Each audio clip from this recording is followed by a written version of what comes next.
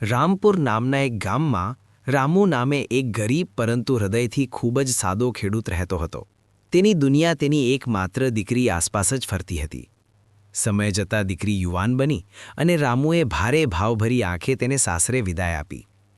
વિદાય સમયે રામુએ કહ્યું, બેટા, ક્યારેક તારા બાપને યાદ કરતી રહેજે અને હા, મને પોસ્ટકાર્ડ લખતી રહેજે હો, ભૂલતી નહીં. દીકરી સાસરે ચાલી ગઈ. દિવસો પસાર થતા ગયા, પણ દીકરી તરફથી એક પણ સંદેશો આવ્યો નહીં.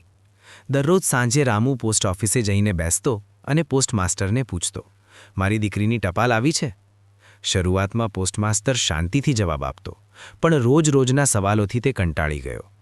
એક દિવસ ગુસ્સામાં બોલી પડ્યો, આવે તો હું જાતે તમારા ઘરે પહોંચાડી દઈશ, રોજ અહીં આવવાની જરૂર નથી.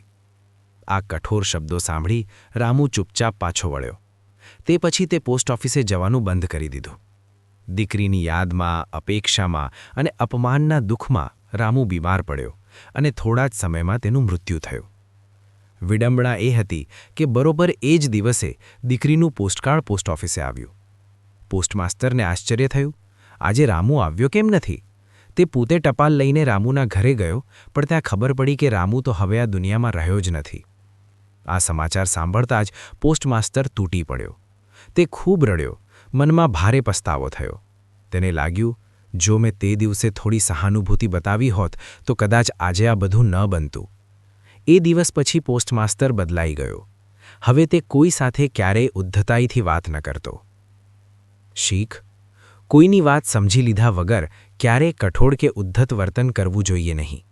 એક નાનું અપમાન પણ કોઈના જીવનની સૌથી મોટી પીડા બની શકે છે.